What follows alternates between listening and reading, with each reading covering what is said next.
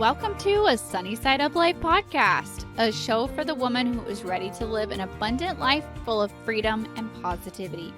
I'm Sami Vee, and I'm on a mission to help you break free from survival mode, gain financial freedom, stay motivated, and focus on what matters most. Join the movement and let's start living on the brighter side of life together. All right, you guys, I have promised you guys that we are going to talk about this issue for a couple weeks now, and we've been kind of teasing about it on social media. And so I'm really, really excited to have Vee here with me, and we're going to talk about an issue that is so, so important. It's something that is really close to my heart, and I've kind of touched on it in some previous episodes, but we're going to dig into it a little bit more. We're going to talk about dealing with depression and kind of going through the debt-free journey at the same time, and just some of her tips and just some of both of our stories. And we're just going to dig into it for you guys. So tell us a little bit about yourself, introduce yourself, say hi, all that good stuff. And then we'll get into like the good stuff. Okay. Hi guys. I'm really honored to be on Sami's podcast. I followed her for, oh my God, 2 or 3 years now. Like forever. I started my journey January 4th, 2016, and I'm pretty sure you were one of my first follows on there. Yeah. Like Amanda and CFO Mom. I think you guys were like the first 3 that I really followed. So it's exciting. I've been on the debt-free journey for 3 years. I've had many ups and downs throughout my journey, and I've been pretty transparent about all of them. Yeah. So I'm kind of an open book in the community, which I am. I hold that like a badge of honor. Some people think it's attention seeking, but I think it's good to be on a platform that I can be myself on. So yeah, I'm 26. I lived in Wilmington, North Carolina my whole life, and I just moved to Columbus, Ohio, and started my own business in February. And I've been kind of a person in the debt-free community for 3 years. So that's it's like the beginning of the debt-free community before it was even a debt-free community. Before we had the people hashtag talking about money. Yeah, I became super obsessed with it, and then this whole evolution happened, and now we have what we have today. Yeah. And I was like really just drawn to your page just because like what you said, like you're transparent, you're honest, you're a cool person to follow. I mean, dogs and tattoos, and I mean, you're just, you're a cool person to follow. And like me, like us old boring moms are just like living vicariously. Like you have a social life. No. I'll be sure to live more on the edge for you. Thank you. I need you to share more. I will give my heart and soul to you. Yes. No, but you were actually one of the people. There was, I don't know, maybe like 3 or 4 people that I followed on Instagram that were really open about their mental health and everything that goes along with that. And you were one of those people for me that was like made it okay, that made it like not something that you had to be ashamed of, like not something that you needed to hide from. And I was really in this point, which I've talked on the podcast a lot about this over the past few months, but I was kind of at this point, this has been like about a year and a half ago, little somewhere in there. And where I was just like, I had this moment one day where I asked my sister, when do you know that you need to ask for help? Like, how bad does it need to get before you ask for help? And she just like very seriously looked at me and she was like, right then. Probably. That when you have that moment. And for me, it was like, I just remember thinking, well, there's nothing wrong with me. Like, if you wrote out my life on paper, I literally like married my high school sweetheart. I have a better marriage than I ever even thought was possible. I have my kids. I adore being their mother. Mm-hmm. I'm debt free. Like I have all these things, and I'm just like, there should be nothing wrong with me. I need to just suck it up. Like, why am I not grateful for my life? And I just kept like beating myself up over that. Depression doesn't discriminate. And I think that, the general populace just doesn't understand is, you could have the quote unquote perfect life, but that doesn't mean brain chemicals recognize that you have a perfect life. Exactly. And I was just like, and I let it get so out of hand. Like I was not listening to my body at all. And I just kept pushing. And I thought, well, I just accomplish more. I'll just keep going through it. Like I need to sleep more. I need to just drink more coffee. I need to just get more done or something, and I'll fix it. Mm-hmm. And I just kept going and going. And it got to the point where it was physically taking a toll in my body, to the point where I literally could not use my left arm for days at a time. I had like a nerve that it was pinching just from sleeping so stressed, and like grinding my teeth and clenching my jaw. And it was all the way down to where I physically could not use my left hand. I was literally still working, typing with just my right hand. I think that our society, it tells you to do more, be more.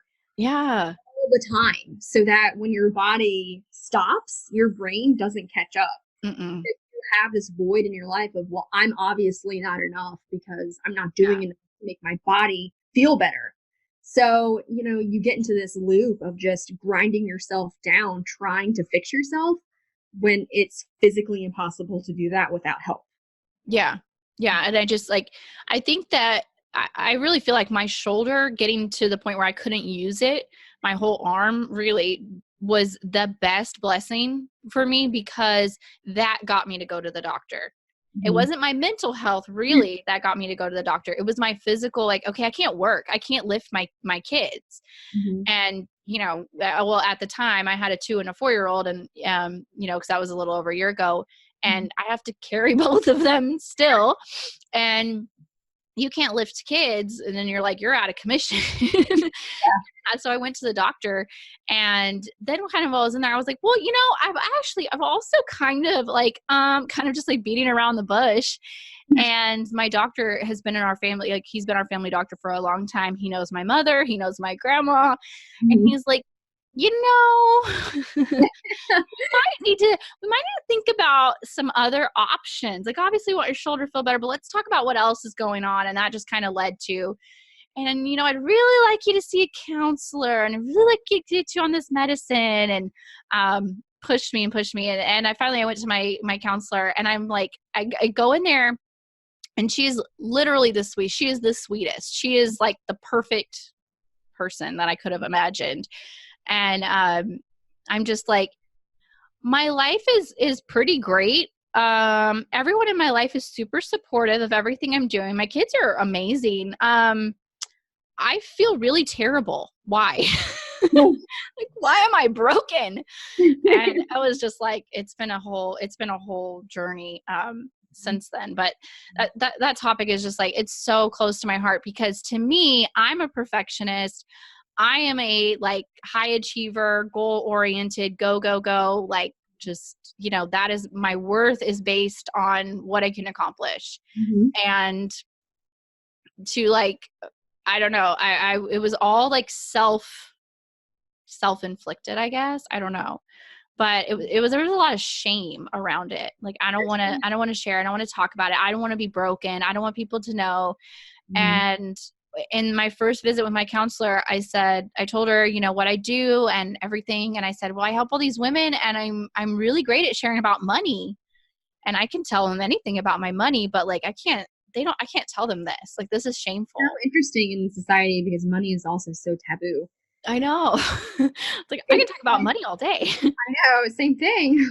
But I mean, that's kind of the approach I took. I remember the first time I posted on my finance page about my depression. It was when I had been on Paxil, which is the worst antidepressant to get off of. It's the same brain chemical connection as like heroin. So when you get off of it, you are legit withdrawing. And so for 2 weeks, I was in bed. I couldn't move. I was nauseous. I mean, it was it was horrible.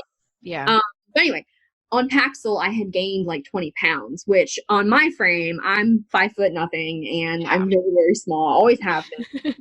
So I looked like a balloon. And I'm not like fat shaming or anything like that. But for me, like, I did not feel healthy at all. And so I worked my butt off for 3 or 4 months to get that weight off. And I posted a picture of the scale, and I was like, I say so much about, I would give you the screenshot of my bank account. So why won't I do this? So I struggle with this.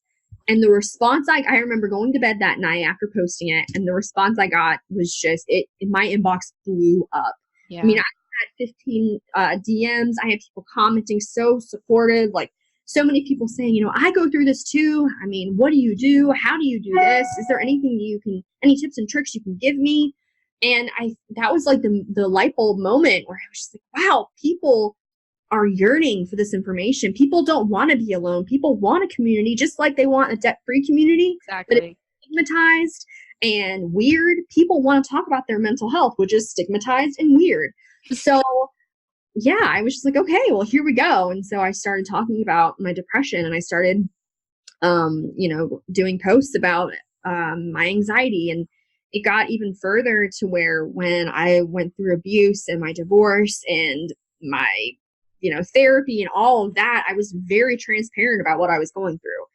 So I just think people really connect to it. And I think that the more people we have that give a voice to the challenges that we face as a people with mental health problems, the better it's going to be for others. Yeah. Yeah. I mean, I just think I always kind of feel like if you're going through it, someone else is going through it. Mm-hmm. Like, really, I mean, you're not like, it's kind of, I mean, not in a rude way, but like, you're not that special. Like, no. You're not the only one that has that problem. Right. There are 7 billion people in the world. Yeah. Like, you're not special. Yeah. So you're special, but you're not. Right. Yeah. It's funny. It's irony. But yeah, people just want to be a part of something. People and the internet and Instagram give us a way to do that. So why not take advantage of it? Yeah, and I think like there's so many shallow ways and useless ways to use social media. We might as well use it for something productive. Mm-hmm. You know, we might as well use it for something that's going to help people grow. But I remember you were sharing about your depression, and you were sharing about going to counseling. And it really just like all the stars aligned for me. And it was like a couple of other girls that I follow were all talking about it right at the same time. And I was like, all right, I get it. I see my, I see my clue here. Like I need to do this. And I told my counselor on the first day, like I'm telling her everything I do. And I was like, my ultimate goal here is I want to be okay enough that I can share. And I remember going back it was several visits later before I ever told anyone that I was going, like publicly, I guess. It sounds weird to say it, but you know what I mean. Yeah. And I told her, I was like, I talked about it in a podcast, and she like started tearing up. She's like, I'm so proud of you. And I was like, well, I just want to help. Like, yeah. And I feel like with platforms like me and you, like, I mean, it's not like we have, 6-figure followers or anything, but we have a platform where we can elevate the conversation. So why not do that? Yeah. I mean, really, like if you save one person's life or you change one person's life, like that's enough for me. Yeah, that's kind of how I've always treated like sharing my debt-free journey and all my other things that I share. I'm like, if I influence just one person, I mean, turning one person's life around, that's enough. Like that's plenty. I mean, even just turning my life around, that was plenty actually. And just like everything else is just a cherry on top if I can help other people. I mean, that's why we all started this. I mean, it's getting here. But like, I started the Instagram blog to help me be accountable. But, now 3 years later, it's amazing the connections I've made, the friendships I've made, the people that I've inspired, that our community has inspired. And I just look at, especially on the mental health side, because obviously I talk about finances way more than I talk about mental health. But I mean, the people that have messaged me, like, I feel like I've made a difference. And that's why I continue to do it. I can talk about the same financial stuff all day long, but the reason I go back to my mental health is because, I'm doing it for other people. And I want to be that effective for somebody, because I know that there's costs, there's barriers to mental health, cost, the availability of therapists, even racial barriers.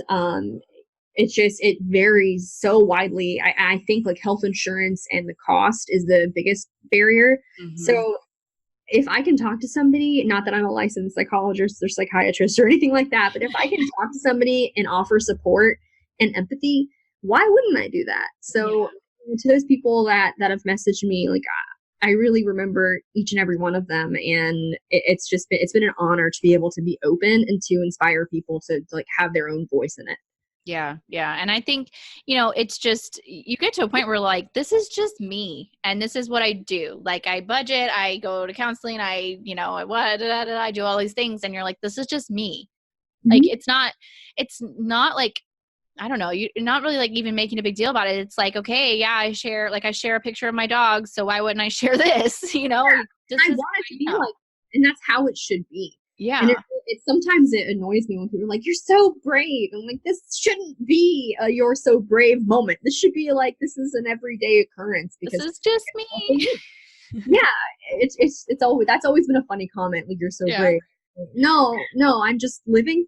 I'm just living. I just happen to like take pictures of it every once in a while. Yeah. No, but somebody asked me, I think it was when we shared your guest article from the newsletter. I think it was like on Facebook or something. And somebody asked me like, would you, I can't remember the exact way she worded it, but would you recommend people go to counseling while they're still in debt? Because, Yeah. I said to her, I was like, yeah, I was like, it just so happened that everything happened like after I became debt free. That was just coincidental. I really do think that it had a lot to do with each other. It was kind of that like, like that kind of like after Christmas feeling where you're like lost and you have nothing. Like, well, what do I have to look forward to? And you just kind of wander around for a while till you set like Especially New if you're Year's goals. right, especially if you're like a goal oriented person, and then Yeah. you're like, oh, That was okay, like my whole identity. yeah. I remember And being debt well, free before I bought my car. I remember that moment. I was like, oh man, this is awesome. Now what? now who am I? What do I do? And I really do think that it had a lot to do with each other. It was like right around the same time. But anyway, she asked me and I was like, oh yeah, most definitely. And I was like, and if you can't afford to go, I would find a way to go. Like if you need to go enough. I don't care if you are $3 billion in debt. Your mental health and your Yeah. mental stability is more important than money will ever be. And Period. it's not like a luxury. I don't really treat it like a luxury. I treat it like a doctor. Like I think there's that line. Like it feels like self-care Mm-hmm. and it feels like a doctor. So it feels like it's kind of in that middle ground. It's not the Right. same as getting your nails done. That's self-care. That's a luxury. It's Right. a doctor. If you were like sick in bed with the flu and you needed to get to the doctor, you would just go. Right. And I mean, now to the point I feel like it's kind of more of like a maintenance mode, which I only go like once every 4 weeks now. Right. So that's a little, I mean, it's a health expenditure. yeah. And that's And exactly how we treat it. And I never questioned it. I never like asked my husband's permission if I was going to go. I wouldn't have asked permission if I like had the flu. So I kind of think of it the same way. I'm right. sick. I'm going to a doctor. Yeah, it's not like you're buying a $200 thing on Amazon. Yeah. Like It's not having a frivolous.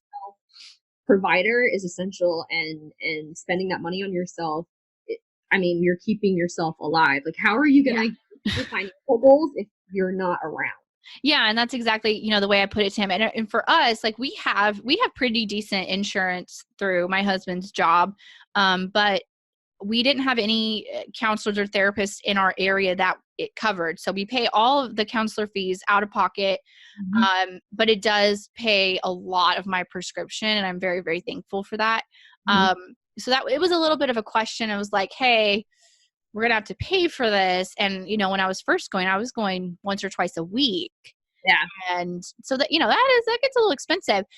But we sat down, we kind of had the discussion. It wasn't really asking permission, but it was more of it's a discussion. It's like, how are we gonna do this? Yeah. And I said, I have to show up for you guys. Like I have to show up as a wife and a mother and as a human being and as a person. Yourself, like, Yeah. you're you without Yeah. those labels and without those jobs, and without those attachments. Like, mental health is a you thing too, and Yeah. you can't pour from an empty cup. Yeah. And that was one of the first things that I had to learn was like, got to take care of yourself first. If you ever want to help anyone else, your husband, your children, the women in your audience, like whoever it is, gotta take care of myself first. And now I'm really like, I'm to the point where I'm the opposite. I used to be like, I had to force myself to have like off time, like downtime. And now I'm like, I got to force myself to get back to work. Cause I'm like, I kind of like just chilling now. This is nice. Yeah, I've definitely felt the same way. I think the transition from going to UNC and being in such a stressful marriage, like now, I had to learn all that self-care after the fact, after all the stress, and I learned those coping mechanisms. And now I'm like, oh, okay, got to pump out some blog articles, got to help my clients, but I really just kind of want to like relax and be zen for a little bit longer, because when you don't take care of yourself, all of your relationships deteriorate. Yeah. Because they love you for you. And if you lose your way, how are you going to help them? Yeah. And I've seen myself show up a million times better for especially myself, but everyone else as well. And so it's been a fun journey, I guess. That's a really weird way to say that. No, it's not weird.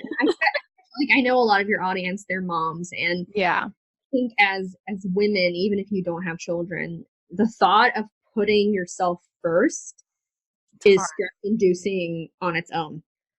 But I mean, I think as a gender, we really need to just elevate ourselves to that level of thinking, to where, I need to take care of me. I need to love me, because if I don't, no one else is going to love me, and no one else is going to know how to love me. So how do I get there? And I think that's, a much larger conversation about society, which we could totally get into. Yeah. But yeah, I just think self-care, self-love, and health is so important.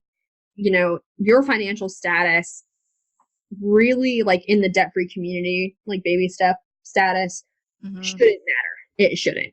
Now with insurance, I've been on both ends of that spectrum. I don't have any health insurance right now because I just started my own business, and that's a next year's goal, is to be able to afford my own health care, which, knock on wood, will definitely happen. But then I've been on TRICARE, which pays for all the things. And then I've, had Blue Cross Blue Shield of North Carolina, which is pretty good health insurance, and pays for the majority of things. So, I just think that if you're in the position and you need the help, absolutely do it and budget for it and make sure that you're taken care of. Yeah. Yeah. And I think, kind of going along the lines of like asking for help, and, I think that if your money isn't aligned where you can do it, that needs to be your motivation. Mm-hmm. And like, you need to find a way to get to that point, and even if you can't see a traditional therapist, there are these apps out there. I think BetterHelp is one of them. They're less expensive. I think it's like, don't quote me on this, but I think it's like $60 a month, which is, I mean, $60 for, I used to pay $75 per therapy visit. So it's cheaper than a lot of the traditional methods. And if you can't afford that, there are forums online. There are people you can connect to, and it might not be the professional help, but if you can't get professional help, that's another route that you can take. There's always an option. There's always an answer to your question.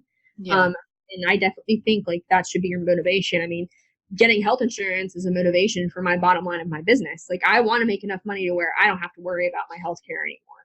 So, and it drives me. It truly does, because, I love therapy. I think every human on the planet should be in therapy. Oh, I absolutely love it. Like, I thought I was going to hate it and I was going to dread it. And there were a couple of days where I was like, well, like my grandma passed recently, and I was super dreading the session right after that, because I was just like, I really don't want to cry about this again.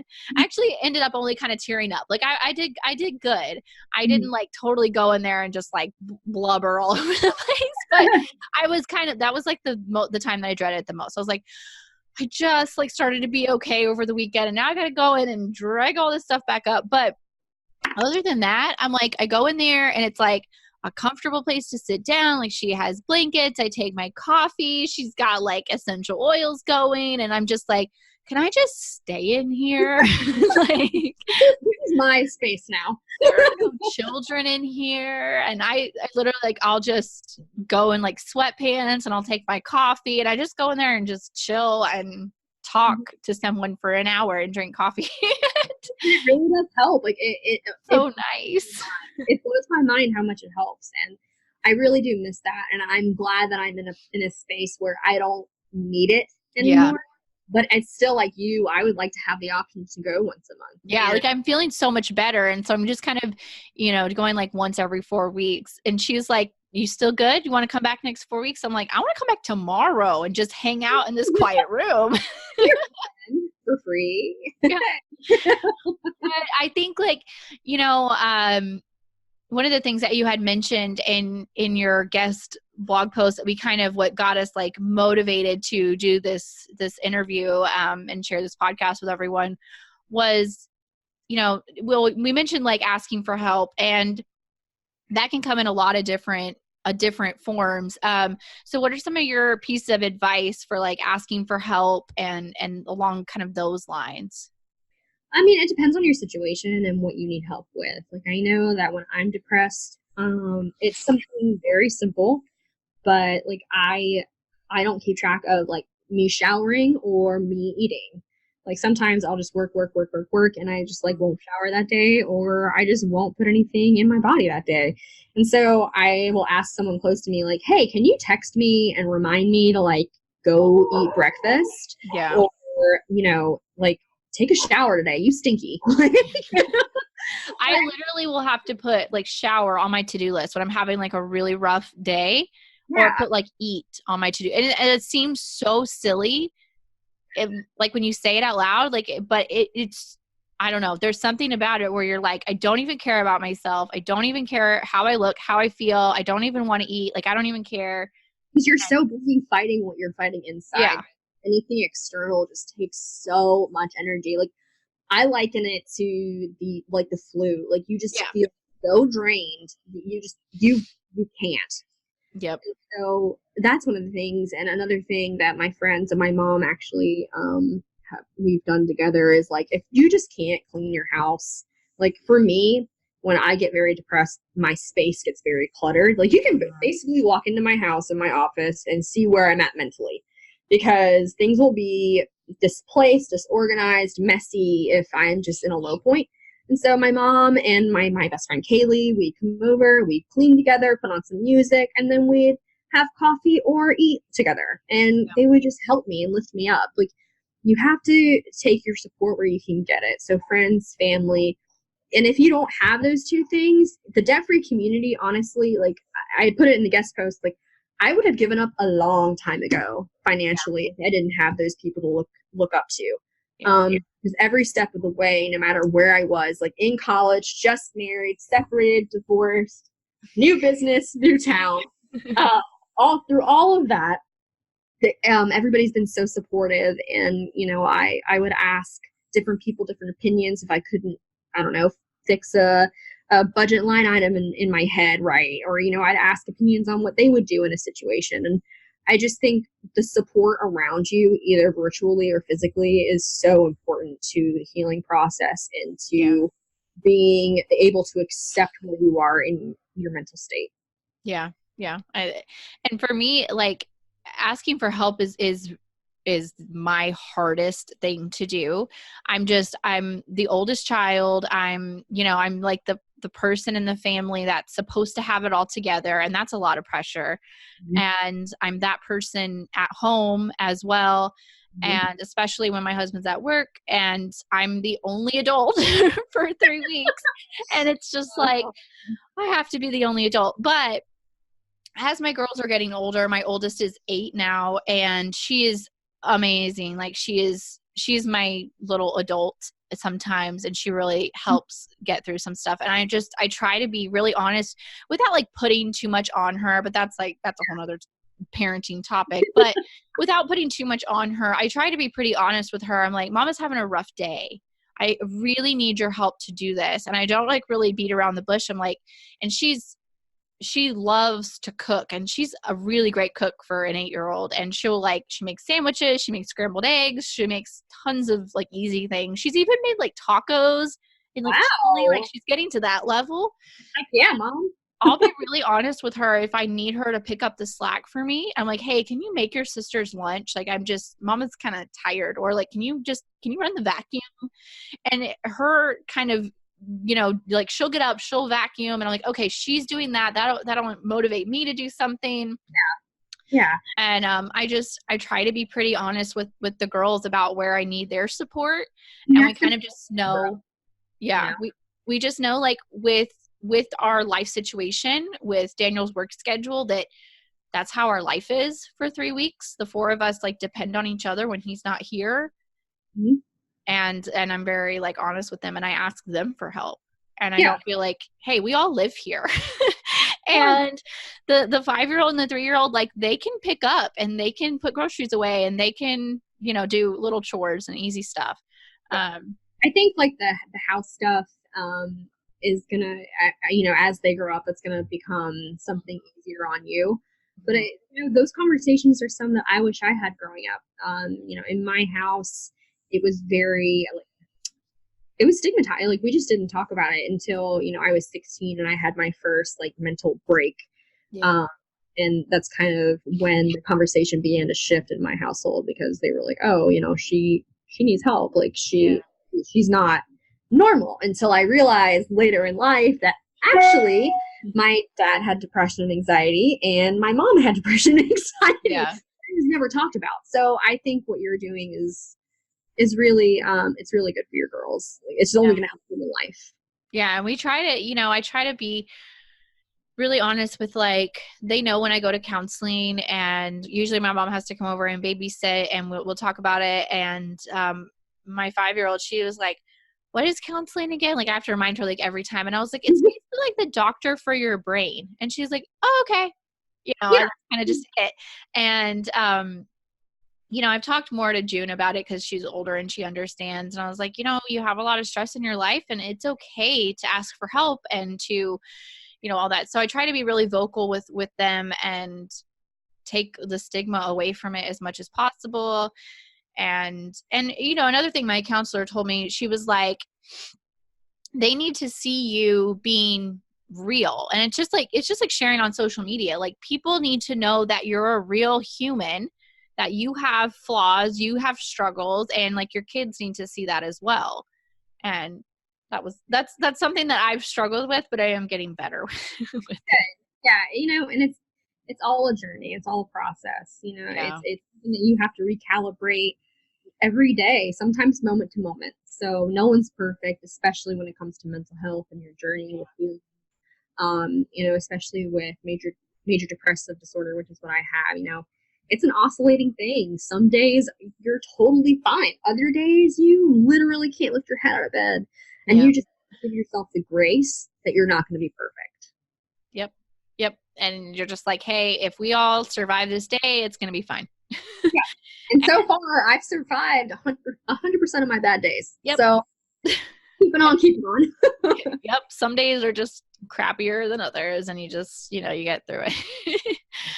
But so I love how, like, in going back to the guest blog, and it was just so it was just so well written. And so let's share some more of your tips more on the money side of it, because it's like, okay, I'm already going through a lot mentally, and now you expect me to like take on this huge journey, this huge like pile of debt or whatever, this huge financial situation, just put it on top of everything I'm already going through. Like that's a lot. And I think that it's probably something that holds people back from ever starting, or trips people up partway through. Yeah. It's hard.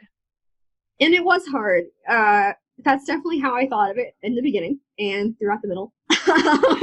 And all the time. And all the time. Yeah. No. I think that my biggest advice, just physically, is to not see it as a big pile of debt. Like what really, really helped me was what was the baby steps, like taking it one step at a time.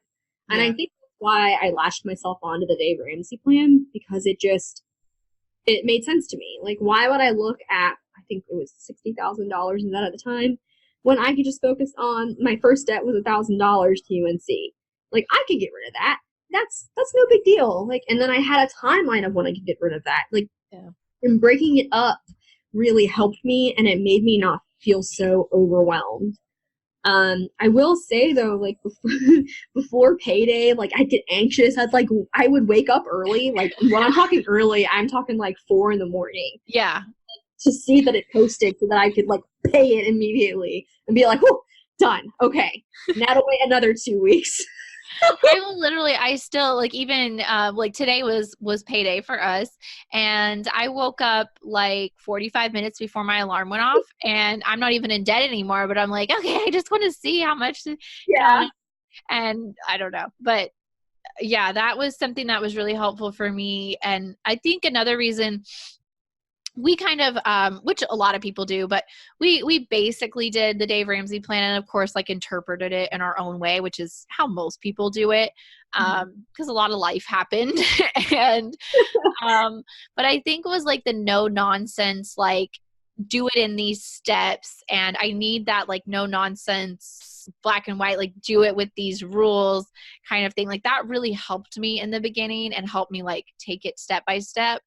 Yeah. And writing out like a timeline. I am such a freak about like planning. Yes. So in those couple of weird days between like Christmas and New Year's, I will like post up and just like put on some good chill music and some coffee, and I will plan out my entire year budget. Yeah. At least roughly. And obviously like things change. But my husband's pay schedule is pretty predictable. His work schedule is pretty predictable. And so we can more or less do it. And that's what I do. That's what I do. And so that really helps a lot of the anxiety. Yeah, that's actually something that's really I Yeah. put in my blog post. Like, I'm a person when everything else in my life goes awry, to say it in a very nice podcast Yeah. friendly. Yeah. I feel like okay, what can I control? I can control my budget. I can control numbers.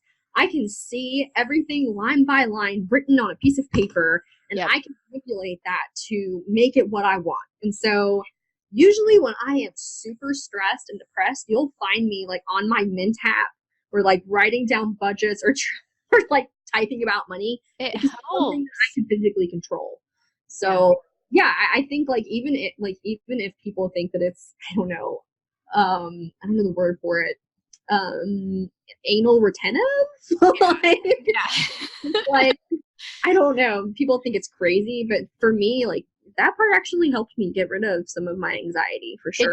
It does help me. And it's just like, even sometimes I'll get anxious, and other things are out of my control. So even just like logging into my bank account and being like, okay, it's still there, and then just log out just real quick. I mean, you're in control of something. Something's And like today. yeah, and I tell people this about their spending all the time, especially their spending. Obviously, you have control over your bills to a certain extent, but your spending is where you really, really have the most control. And like, it's up to you what you have for dinner and how much it cost. And I feel like that gave me so much power, because I was like, okay, I can control this. This is up to me. If I choose to go out to eat or choose to stay home, that's my choice. And so when you feel like super out of control in so many other aspects of your life, you at least have control over that. Yeah, and I think that's definitely what made me addicted, quote unquote, to the debt community. It's knowing that, these decisions throughout time, it's what sets you up for success. So I really attached myself to it, and I decided pretty early on, like, no matter what's going on in my life, this is being financially secure and being financially literate is going to be a priority for me. Yeah. And since then, I mean, it's something that I think has helped my depression overall. Yeah. Yeah. And I think I'm a very like future focused person. And so it's very hard for me to be present Mhm. And that was a lot of what drove my anxiety, because I'm always like the next thing, the next thing, the next thing, instead of like right now. Yeah. And so I kind of had this epiphany a while back that I realized I thought that I was saving for the future. Mhm. What I kind of realized is I'm actually saving for the present as well as the future, because it brings me present peace. Yeah. And it's just like, okay, yeah, I'm saving for like this future goal in the future. And so I always thought that it was, everything about budgeting was future, like, okay, your debt, you're paying off your past, and then like you're saving for the future, and you never get to be present. And it just made me feel so anxious. And I was like, wait, when I actually am saving, it actually is bringing me present peace. Like when my budget is balanced, when everything is where it should be money wise, it actually is present. And that just like, I don't know, that I don't know why that took me so long to realize, but it was just really like an epiphany kind of light bulb moment. I was literally washing the dishes when I thought of this. Wait a minute. I was just like, I don't even know what got me to think about that. But it was just funny. So I kind of like switched my focus to that of it actually is present. It actually is focusing on the present as well. Not really brought me a lot of peace. So maybe that'll help someone else. Yeah, I mean, I think, you have to shift your perspective. Like, being that sucks. Saying no sucks. Staying at home and cooking rice and beans for the God knows how many times you've done it sucks. Yep. But having control over what you're doing now so that you can thank yourself later, that is something that you cannot put a price tag on. Yeah. And, I look at some people in my life and I think, if they would have just educated themselves or had the opportunities that I've been afforded to know about finances, like how different their world would look now, Yeah. especially with health. I mean, if they had had the financial opportunities or fortitude to do what I've been able to do in my life, I think some people would have been around much longer. So, it's very, very combined. I don't know where I was going with that, but Yeah. It makes sense though. yeah. But also I love how in that guest post we were talking about, saving, and I kind of loved your perspective on how saving is actually a form of self-care and how it really does like go together. Yeah, I mean, so you were talking about how social media can be very surface level and petty, and you Mm-hmm. see the gorgeous stiletto nails and the beautiful bubble baths and the trips to, I don't know, Venice. I don't know. Everywhere fancy. Yeah, I mean, and I'm not going to sit here and tell you like that's all crap, because it's not. Like, Yeah. getting your nails done, I love it. I actually just did. My parents visited me and I got my nails done. And I was like, you know what? Treat yourself. Yep. Going on trips, like, vacations are necessary. And bubble baths, they relax me. So kudos to you. But Yeah. what you don't understand is, working out, saving, budgeting, all of that is self-care too, because it's taking you as a priority and your future as a priority. So, I've never been a fan of Dave Ramsey's saving methods, which is not a surprise to anybody if they've followed me for a long time. Just because I've seen so many people get messed up from it. We live in a day and age where $1,000, in my opinion, just does not cut it. No. So, I think it's my philosophy that you should always save money, even if I don't care if it's $5 a paycheck, always save money, because, when you get into a place that you need therapy and you need to dip into your savings account, you're going to be very thankful that you saved that $5. I was so thankful when I had my money that was over $1,000. So, I think that no matter what financial situation you're in, you should always save money. And it is a form of self-actualization and self-love.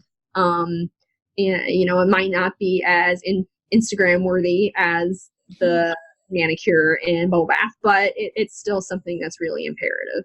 Yeah, I agree. And I always tell everyone, to each his own. Like, you do what feels like is enough. Like in your, as far as like your emergency fund and all of that kind of stuff, like pick a number that feels like that's your number. God, And not the for Bible. us, like when we first started, we actually like saw the $1,000, and we had gone several years with not even having a savings account at all. And we saw $1,000, and our first thought was like, that's so much money. It'll take us forever. And so How your perspective shifts. we kind of went the opposite way at first. And our first few months, like we just had 500 because we're like, it's 500. That's a ton of money.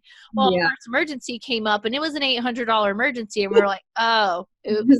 and then, and then we switched it to 1,000. And I don't know. I think we usually stayed right around 1,000, I think. But we actually like usually kept ours in cash. And just like in a fireproof safe box. And there was something so like, it just felt so much more powerful knowing that I had that cash. The bank didn't have it. No one could take it away from me. Like it was physically there. That's how much issues I had with like debt collectors and like freezing accounts and like, that's my PTSD like coming through. So no, I mean, I think that $1,000 is good in some cases. I mean, I kind of based it on my pay scale, what my household brought in. So I would say between $1,000 and $3,000 should take care of anything that you have come up. I base that off of like, if your transmission blows tomorrow, like, are you gonna be able to take care of that? So I mean, that's kind of the transmission. When I didn't have a house, that was like my metric of emergency fund, and then my HVAC was the other one, because it's like, in North Carolina, you're in Texas, so in North Carolina, if your AC goes, I don't care who you are, you're buying a new one no matter what account number. I don't care. I don't care. That is like, I will die of heat. So those are kind of like my metrics. My transmission went out once. Luckily that was like towards the end of our debt free, and we had all we had left was our house. So we had like we had like 5-month emergency fund at that point. But now we actually have like, we keep 5,000 in our local bank account where we can just transfer it instantly. And then we have another 10 in our Ally, and that's our emergency fund now. But even that 5, I needed that 5 in my local. Like that feels like that's like my real legit emergency fund. I don't ever plan on touching that other 10. My 5, I do dip into here and there. Like we just got our boat fixed and it was more than we thought it was going to be. So I dipped into that. That's my like, close by emergency fund. And 5 seems like not very much now. So that's where I've gone. It also changes like when like children really change your and having like, back then we only had one vehicle. We had no boats, no nothing. So now we have 2 vehicles and a boat and a camper, and we have 3 children when we only had 1. So it's like, okay, 500 to a $5,000 emergency fund, and they feel equally as comfortable. You know what I mean? Like me 5 years ago thought $500 was a lot of money. Perspectives change, life changes. So I think that's a very like, I feel like, who cares? Like no one is gonna, like, there's no like debt-free journey police that's gonna be like, hello, like knock on your door. You didn't save enough for your emergency fund, or you saved too much for your emergency fund. I mean, it is my perspective that you can never have enough in your emergency fund, just because I have been in many life situations where I could have benefited from having as much as possible. So that's why I'm very adamant about my save. I'm very adamant about like, you do it your way. I tell people the same thing about like their order they pay off their debt. Like, well, what do you think? Should you do like snowball or avalanche, or what about, this or that? Or I'm like, you know what? Just pick an order and just pay it off. Yeah. It doesn't. I did the debt snowball and the debt avalanche. I did debt snowball up into my last 2, which was a car payment and my student loan. And I just decided like, I wanted to own my degree. There was nothing more important to me than owning that piece of paper. Yeah. I switched up the method, but I think that like at the end of the day, if you end up debt free, that was the goal. Right. And, again, like there's no debt-free police that's going to come knock on your door. And it's like, you're doing them in the wrong order. It doesn't, just like do an order, write out your order, and then just go with it.